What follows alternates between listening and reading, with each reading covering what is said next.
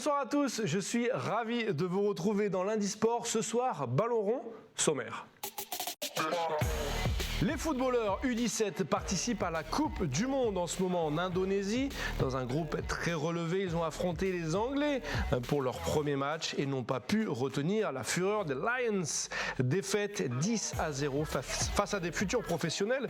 Nous débrieferons ce premier match avec Leonardo Lopez, sélectionneur de nos U17 en direct de Jakarta.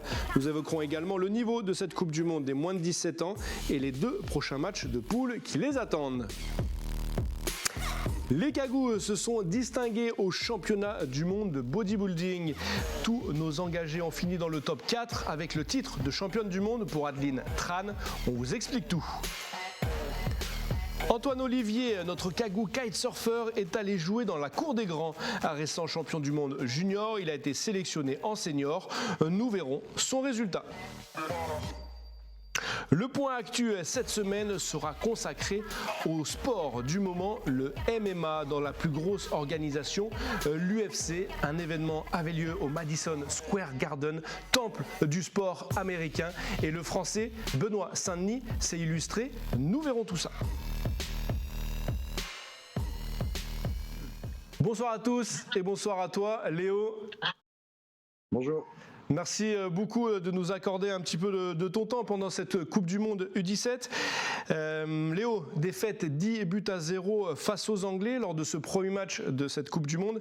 Je sais que tu as une qualité, c'est que tu ne fais pas de langue de bois. Il y avait une classe d'écart, Léo, entre les deux équipes. Oui, on savait qu'on atterrissait dans un autre monde en se qualifiant pour cette Coupe du Monde. Et on savait que l'entame allait être délicate quand on a vu le tirage au sort et qu'on allait commencer par l'Angleterre, qui est le champion du monde de l'année 2019. Et plus le Brésil, plus l'Iran. Donc on savait que la marche allait être très haute et que bien évidemment ça allait être très compliqué pour nous de pouvoir rivaliser, de hisser notre niveau de jeu.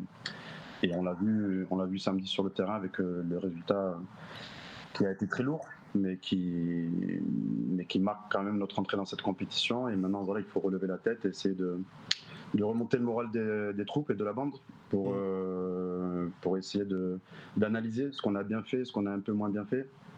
Ouais. Parce que, étrangement, voilà, vous allez peut-être trouver que je ne suis pas très objectif, mais il y a beaucoup de points positifs à en tirer de cette rencontre et de cette première défaite. On en parlera. Et on va s'appuyer sur ça pour pouvoir faire un peu mieux contre l'Armada du Brésil. On va en parler justement, Léo, de ces points forts. Qu'est-ce qui vous a manqué? Pour l'instant, on parle des points faibles. On viendra aux points forts. Qu'est-ce qui vous a manqué, Léo? Ce qui nous a manqué, c'est un peu de réussite défensive.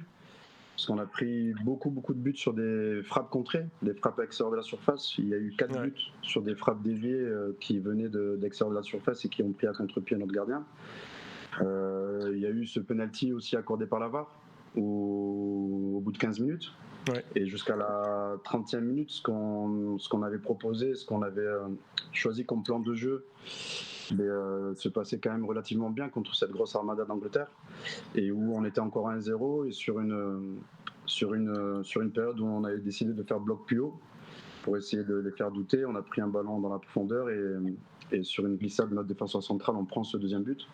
Mais jusqu'à la 30e minute, on a été quand même très solide et très costaud. Et maintenant, voilà, c'est vraiment un monde d'écart. Après, au niveau de la capacité à répéter les efforts, de la capacité à résister, c'est vraiment un autre monde face à ces grosses armadas du football mondial. Tu le dis, manque de pression sur le porteur de balle et des frappes de loin. Pourtant, c'est une de nos qualités, ça, notre agressivité. Ça a manqué sur ce match ? Non, du tout. Ça n'a pas du tout manqué, mais je vous assure que sur le terrain, c'est quand même assez impressionnant à voir la différence sur le plan morphologique. Ouais. Par rapport à cette équipe d'Angleterre. On avait déjà vu un aperçu avec le Burkina Faso, mais là c'était encore plus costaud. Où cette équipe d'Angleterre est composée pas de futurs professionnels, il n'y a que des professionnels qui jouent tous en réserve des plus grands clubs anglais, que ce soit Manchester City, que ce soit Arsenal, que ce soit Liverpool. Manchester. Et ils jouent tous déjà en équipe réserve dans le monde senior. Et du coup, il y a une grosse différence au niveau morphologique, au niveau athlétique, au niveau de la puissance qui dégage sur les prises de balles, au niveau technique. Et nous, malgré toute la rage défensive qu'on a mis, malgré la solidarité, l'abnégation, le dépassement de soi, mais forcément c'est compliqué quand on a affaire à des joueurs qui ont l'habitude de jouer contre des seniors et en Angleterre.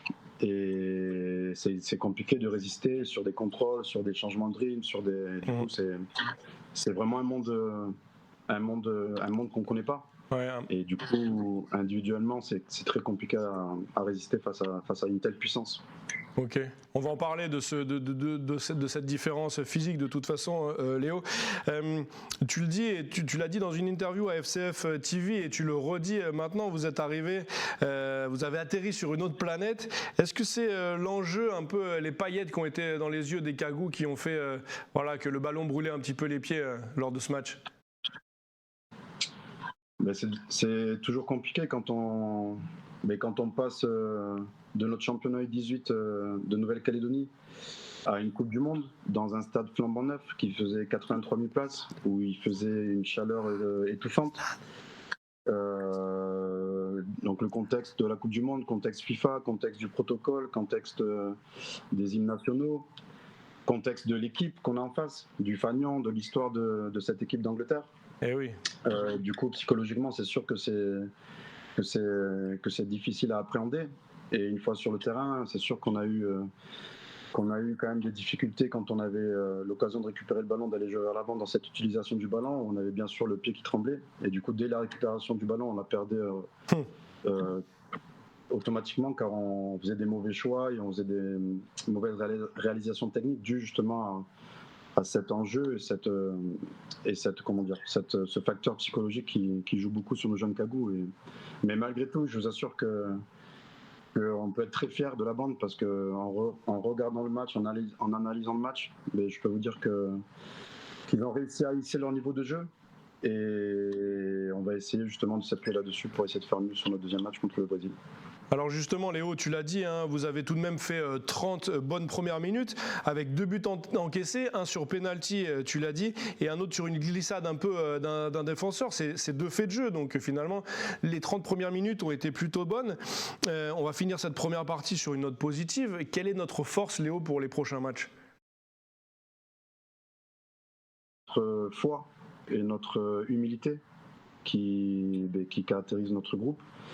Et cet amour qu'on a entre nous, entre joueurs, staff, entre staff et dirigeants, et cet amour qu'on a pour le jeu et pour le football, et cette capacité à, malgré l'adversité, à jamais lâcher, à rester soudé, à rester connecté, à se battre, à être prêt à mourir sur le terrain pour le partenaire et pour le pays.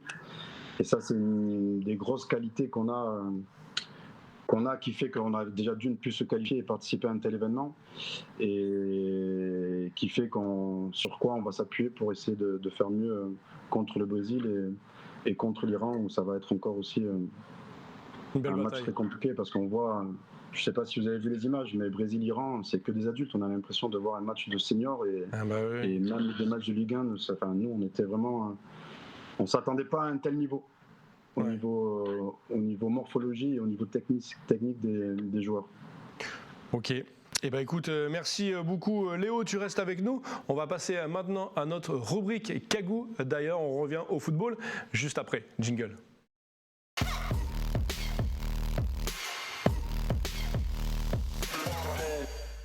La délégation calédonienne a fait plus que de la figuration au championnat du monde en Corée du Sud. Je vous propose d'écouter Patrick Mounier, vice-président de la WBPF, la World Bodybuilding and Physique Sport Federation, en charge de l'Océanie, qui nous donne les résultats de nos Cagous. On l'écoute. Donc tous nos athlètes que l'on avait sont tous passés en finale, donc en phase finale. Donc le premier jour, on a eu Dorian Xeni qui est devenu vice-champion du monde en catégorie fitness. Le lendemain, on a eu Orlan Renaud qui s'est placé 4e dans une catégorie sport physique. Et ensuite sont venues les filles en modèle physique, où là Bianca Müller s'est classée 4e et Odile Tran a tout explosé. Elle a survolé la catégorie et a été sacrée championne du monde. Donc ça c'est un magnifique résultat.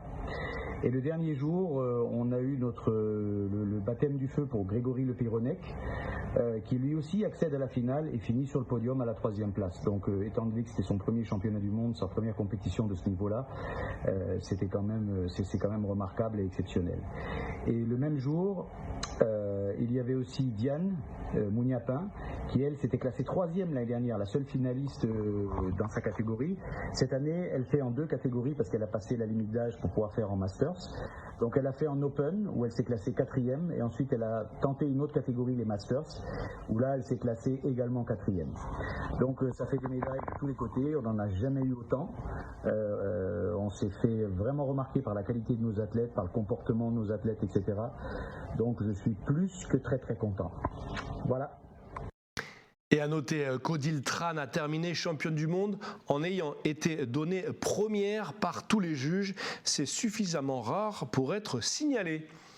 À tout juste 17 ans, Antoine Olivier, champion du monde junior 2023 de kitesurf, a obtenu son ticket d'entrée chez les adultes professionnels à la plus prestigieuse compétition du monde de kitesurf, IA Kite World Tour Senior, qui s'est achevée samedi au Brésil. On l'écoute. Là, je suis arrivé au Brésil il y a environ presque 3 semaines.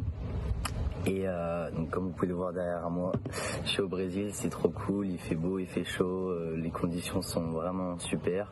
Et donc j'ai participé du coup à la première étape donc de toute ma vie, donc de Coupe du Monde senior, donc chez les grands, première fois, donc c'était vraiment super, trop bonne expérience. Malheureusement j'ai pas pu m'exprimer comme je le voulais, et ben tout simplement peut-être je pense par manque d'expérience aussi, mais voilà, c'est quand même une super expérience. Et tout ce trip justement en Europe et au Brésil, j'ai été aussi au Maroc pour m'entraîner, c'était vraiment super, ça m'a permis de bien progresser. Et donc je reste encore quelques jours au Brésil avant de retourner en Nouvelle-Calédonie, et donc en tout cas j'aimerais beaucoup remercier tous ceux qui me soutiennent en Nouvelle-Calédonie, c'est vraiment super, un grand merci, et allez, je vous souhaite une bonne soirée. Et Antoine qui termine donc 21e de ces championnats seniors. Allez, retour au football et retour avec notre invité Leonardo Lopez, sélectionneur des U17 calédoniens qui sont en pleine Coupe du Monde en Indonésie. Léo, vous êtes arrivé il y a plus d'une semaine à Jakarta pour vous préparer. Est-ce que ça a suffi ? Oui, c'était déjà une très bonne chose de pouvoir arriver une semaine avant le début de cette compétition, car beaucoup de nations n'ont pas eu ce luxe-là, ce privilège-là de pouvoir venir une semaine avant pour pouvoir s'acclimater surtout à cette météo, qui est une météo très étouffante, avec des chaleurs avoisinant les 40 degrés, avec beaucoup d'humidité, avec beaucoup de pollution aussi. Et du coup, non, c'était vraiment une très bonne opportunité de pouvoir justement s'acclimater au plus vite à ces conditions, et aussi aux conditions culturelles de ce nouveau pays. Ouais. Et voilà, on a eu la chance de pouvoir se préparer à raison de 2 entraînements par jour, avec une opposition pour terminer ce stage le dimanche contre le Burkina Faso, où on a eu un aperçu de ce qui allait nous attendre. Et non, c'était vraiment une très bonne préparation. Ça joue en votre défaveur, Léo, nous avoir permis de pouvoir faire ce stage d'avant-compétition. Ouais. Ça joue en votre défaveur, les conditions, l'humidité et la pollution ? Non, parce que c'est pour tout le monde pareil. Maintenant, voilà, c'est quand même des paramètres à prendre en compte. Et c'est sûr qu'on ne peut pas avoir la même capacité à répéter des efforts sous 40 degrés et sous un taux d'humidité qui est incroyable. Donc, mais bon, c'est les mêmes conditions pour toutes les équipes. Et là, on ne peut pas se cacher derrière cette excuse. Ok, Léo, est-ce que ton staff est suffisant pour aller à cette Coupe du Monde ? Oui, bien sûr, oui. Ouais. On a la chance de pouvoir avoir un médecin, de pouvoir avoir 2 kinés, dont un qui a la double casquette kiné et coach adjoint. On a la chance d'avoir Didier Blanc avec nous aussi en tant que coach adjoint, en tant que manager de l'académie fédéral Zimaco, qui connaît très bien les jeunes puisqu'il les a depuis 2 ans maintenant, et moi j'interviens auprès de l'académie depuis 1 an aussi auprès de ces jeunes. Et on a la chance aussi d'avoir 2 responsables médias, donc Romain Pimbeni et Maxime Simoulin, qui s'occupent de toute la partie média. Et qui m'aide aussi à tout ce qui fait partie de l'analyse vidéo. Et donc on a un staff vraiment très complet et très complémentaire, avec chacun ses domaines de compétences, et pour essayer de mettre nos jeunes cagoules dans les meilleures conditions. Ok Léo, je te demande ça parce que la Fédé, elle prépare également en ce moment les Jeux du Pacifique qui sont à partir du 19 novembre, dans lesquels nos cagous sont engagés au niveau senior. Du coup c'est pour ça, est-ce que ce déplacement pour cette Coupe du Monde a été assez préparé en amont? Oui, depuis notre retour des Fidji, on s'est vite mis au travail pour déjà définir un staff pour essayer justement de préparer une programmation cohérente de cette Coupe du Monde. On a eu la chance de pouvoir partir une semaine en Nouvelle-Zélande mi-août, avec 2 confrontations contre la sélection U17 de Nouvelle-Zélande. Ouais. Et voilà, après il faut rappeler que voilà, on roule pas sur l'or non plus. Et que sur notre petit caillou, c'est compliqué de trouver des matchs amicaux internationaux contre d'autres nations, parce que y a tout le paramètre financier qui rentre en jeu au niveau des billets, au niveau des logements. Et du coup, c'est compliqué de faire une préparation avec beaucoup de matchs internationaux, chose que les autres nations peuvent faire parce qu'ils ont tout à proximité, ils ont des tournois à proximité, ils ont des rencontres amicales beaucoup plus faciles à organiser et à réaliser. Et voilà, il faut faire avec les moyens qu'on a. Et je pense qu'on a fait au mieux par rapport à justement les moyens financiers et humains dont on disposait avant cette Coupe du Monde. Ok, ça marche. Léo, merci beaucoup. On va passer maintenant à notre page actu de la semaine. Jingle.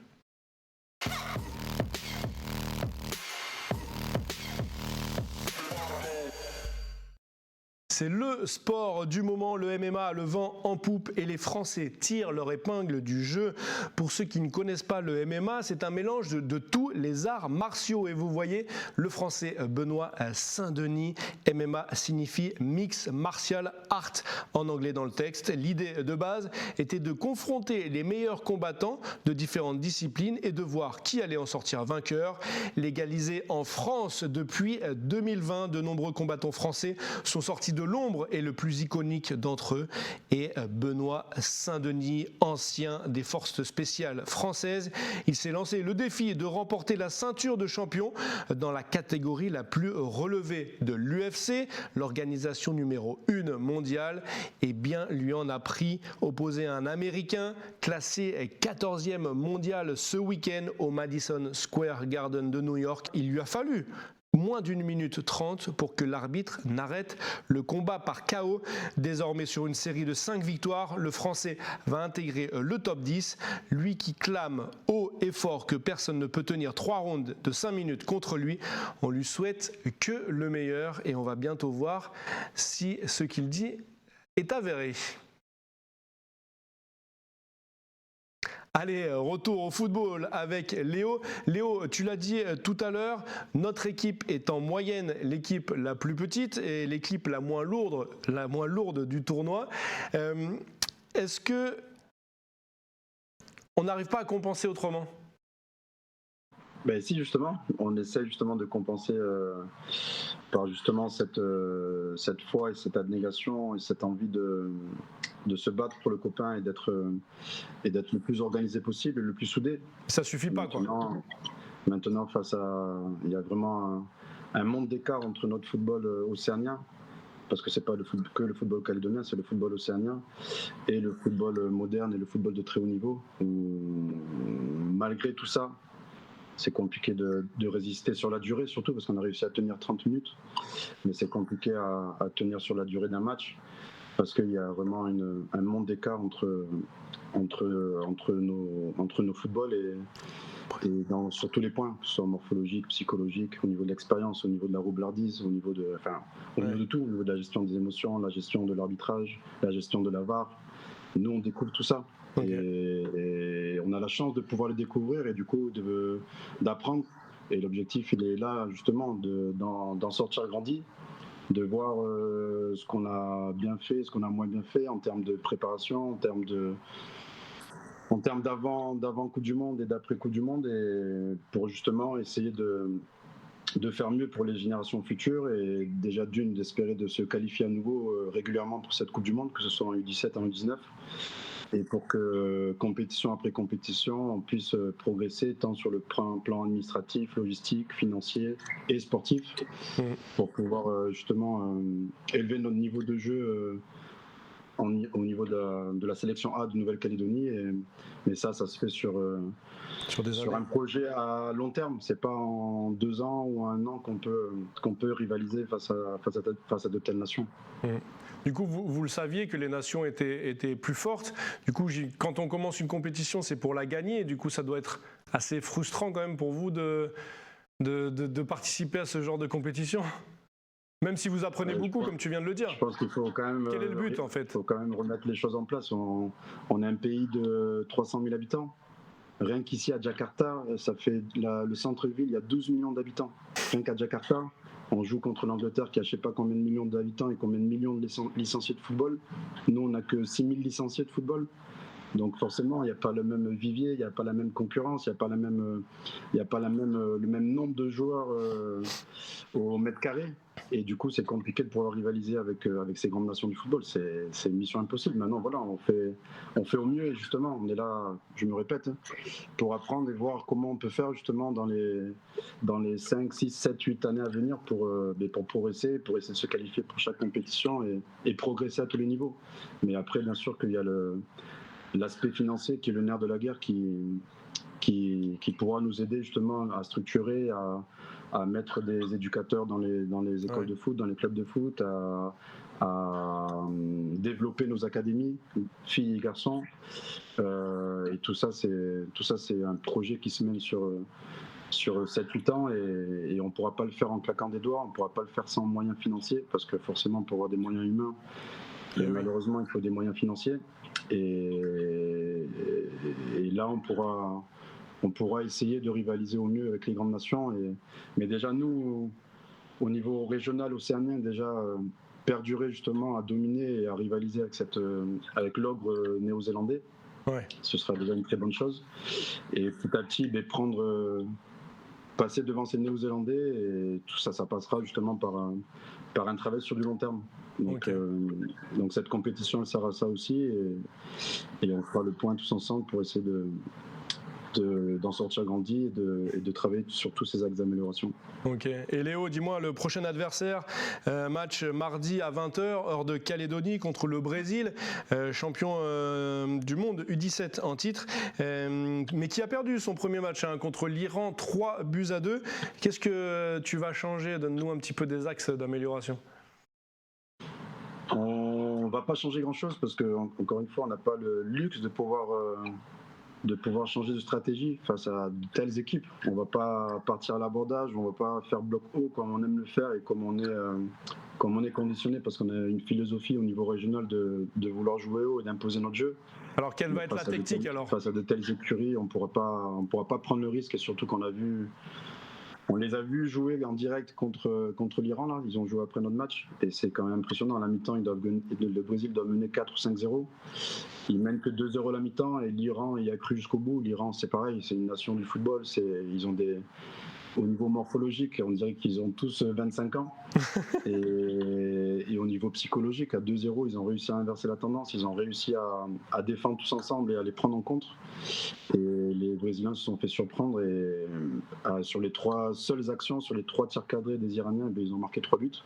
Et ils ont réussi à l'emporter, qui est un exploit incroyable. Ils vont avoir la rage, les Brésiliens. Mais voilà, on s'attend encore à un match très très compliqué et l'objectif va être de défendre très très bien ensemble et d'essayer de résister le plus longtemps possible, enfin plus longtemps que contre l'Angleterre, que pendant une demi-heure, et peut-être mettre le doute chez eux et surtout finir à 11, parce qu'il ne faut pas oublier que contre l'Angleterre, dès la 46e minute, on a notre capitaine Nolan qui s'est fait exclure. Exactement, par un mauvais geste, une réaction suite à une agression du joueur anglais. Mais voilà, il s'est fait prendre et c'est là où on manque justement d'expérience.